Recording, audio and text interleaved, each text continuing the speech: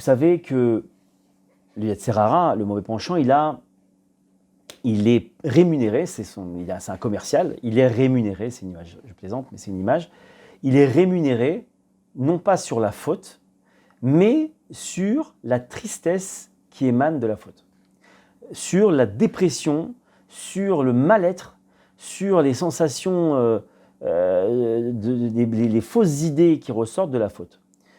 Et ça, c'est jackpot. Mais alors quand je vous dis jackpot, c'est il prend son cocktail, il va aux Bahamas, il s'allonge sur un transat et il savoure. Voilà, c'est exactement ce qui se passe, d'accord ? Donc évidemment, déjà la première idée qu'on doit avoir, c'est il y a eu une faute, ok.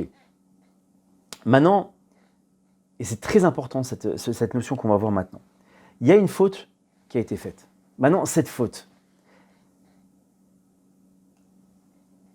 qu'est-ce que j'en fais ? Qu'est-ce que j'en fais ? Est-ce que je m'en sers comme instrument de tristesse ? Est-ce que je m'en sers comme boulet que j'accroche à mon pied et que la personne, elle coule jusqu'au fond de l'océan ? Ou est-ce qu'elle se dit non ? La faute, elle est là pour me donner une leçon. Elle est là pour me donner un apprentissage. C'est quoi l'apprentissage ? Bon. Prenons l'exemple d'un enfant qui est devant une plaque de cuisson, d'accord ? Allumée, il n'y a rien dessus, mais elle est allumée. Bon. L'enfant, il va, on va dire, à son âge un peu innocent comme ça, il va mettre la main sur la plaque de cuisson. Qu'est-ce qui va se passer ? Évidemment, vous l'avez compris, il va se brûler. Bon. Maintenant, qu'est-ce qu'il va faire cet enfant-là ? Il a capté, consciemment ou inconsciemment, peu importe, que la plaque brûle. Et maintenant, il saura mettre des barrières dans sa tête ou sa façon de se comporter ou le fait de ne pas rester trop près de la plaque pour tout simplement ne plus toucher cette plaque et donc ne plus être brûlé. C'est simple. C'est un effet de cause à effet. C'est une notion de cause à effet. D'accord ? Bon. Nous, maintenant, cette faute, elle doit être exactement comme cette plaque et nous, on doit être comme cet enfant. La faute, elle est là pour nous faire comprendre que, bon, effectivement, on doit faire tchouva, mais c'est sur un autre volet, elle doit nous apprendre à analyser le chemin qu'on a pris pour atteindre cette faute et en ayant fait cette analyse-là, de comprendre maintenant quel chemin je ne dois plus prendre, quel processus je dois plus mettre en place pour ne plus fauter. Prenons un exemple, d'accord ? Le type, il s'est énervé, d'accord ? Ou il a... on va dire qu'il s'est énervé, c'est le plus simple, d'accord ? Le type, il s'est énervé. Donc, faute très grave, l'énervement, c'est comme l'idolâtrie, c'est très grave, d'accord ? Maintenant, deux solutions. Dépression, parce que finalement, il avait tout misé, il a étudié, il a prié, et il pensait que plus jamais la colère reviendrait. Il y a eu plein de situations où finalement, il avait réussi à maîtriser cette colère, etc. Et badaboum, il retombe. Bon.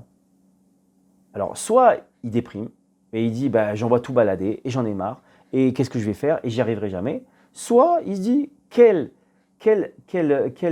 leçon je tire de ça, quel apprentissage je tire de ça, et il se dit, tiens, faisons un plan, et ça c'est un truc que je vous invite à faire tout le temps. Vous vous arrêtez, vous vous stoppez, vous faites une espèce une analyse avec en se dissociant de la situation. On se recule de la situation, on réanalyse les faits. Tiens, il y avait cette situation-là, ce scénario-là, ici je suis rentré dans la pièce, là il y a ma femme qui m'a fait une réflexion, et comme ça, et ça, au fond de moi, j'ai senti un espèce de bouillonnement qui s'est mis en place et badaboum, j'ai répondu. Ça, c'est la situation qui s'est passée. Maintenant, et quand vous avez fait ça, vous commencez à remonter à reculons. Pourquoi Donc là, j'ai compris que le problème, c'est qu'il y a un truc qui a bouillonné en moi et qui a fait que j'ai réagi et que j'ai répondu à ma femme au moment où elle a fait une réflexion. Ok, c'est quoi l'origine ? C'est quoi l'origine de ce bouillonnement ? Alors, on commence à réfléchir. Est-ce que j'étais mal luné ? Est-ce que j'avais mal dormi ?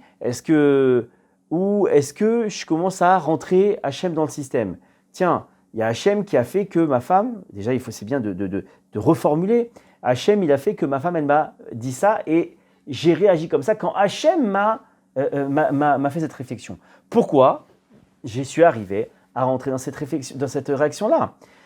Tout simplement parce que Hachem, il a voulu me montrer quelque chose. Il a voulu me montrer un niveau que j'avais au fond de moi-même, que je n'arrivais pas à m'avouer, et que maintenant je dois m'avouer, c'est que je ne suis pas le super tzaddik que je pensais, et que j'ai encore du travail à faire. Ça, c'est une première chose. La seconde, c'est savoir pourquoi, bon, je ne vais pas rentrer là-dedans, mais d'essayer de connaître la racine sur un plan foi, sur un plan émouna, de pourquoi je suis tombé dans la colère.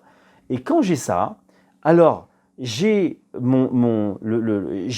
comment réagir. Le comment réagir, c'est prendre maintenant ce bilan que j'ai fait et prier dessus, demander à Hachem matin, midi et soir, comme un acharné, que je retombe plus jamais dans cette situation-là et je retombe plus jamais dans ce problème d'émouna de foi. C'est la seule réaction qu'on doit avoir devant la faute. Et c'est ça la tchouva. C'est ça la tchouva. Donc, ne surtout pas rentrer dans la dépression, dans la déprime, ni dans la culpabilité. La culpabilité, c'est la pire des choses. La culpabilité, encore une fois, c'est le plus grand anesthésiant au monde pour faire tchouva. Il n'y a pas mieux que ça. C'est un truc révolutionnaire. C'est le Yetzer Hara qui l'a inventé. Non, c'est Hachem qui l'a mis en place, mais le Yetzer Hara s'en sert beaucoup. C'est tout simplement la culpabilité. Quand il y a culpabilité, il y a anesthésie. Quand il y a anesthésie, qu'est-ce qui se passe? Le boulet au pied et on coule. Et c'est surtout pas ça qu'il faut faire. Donc culpabilité, j'écoute pas, je ferme les... Vous savez, c'est comme quelqu'un, il vient vous parler et il veut vous dire du Lashon Hara ou il veut vous dire quelque chose de pas joli. Soit vous coupez le téléphone, vous n'avez pas envie de parler avec lui, soit vous bouchez les oreilles, ça ne m'intéresse pas, la culpabilité ne m'intéresse pas.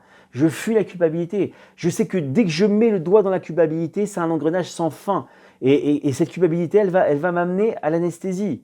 Si vous voulez être anesthésié, si vous voulez dormir, je peux comprendre, il y a des gens peut-être qui sont insomniaques, qui veulent dormir. Alors, ayez beaucoup de culpabilité. Mais c'est une erreur, c'est une plaisanterie évidemment pour ceux qui n'ont pas compris. Mais en tout cas, pas de culpabilité, surtout pas de culpabilité. Et dès que vous rentrez, quand il y a une pensée culpabilité, vous la dégagez tout de suite. Vous la remplacez par une pensée d'émouna. Vous vous reprenez, vous dites non, Hachem il ne veut pas que je me culpabilise, il ne veut pas que je sois anesthésié, il veut que je me corrige, il veut que je comprenne la leçon de cela et que je m'en serve pour grandir, pour me rapprocher de lui, etc. etc. D'accord ? Voilà.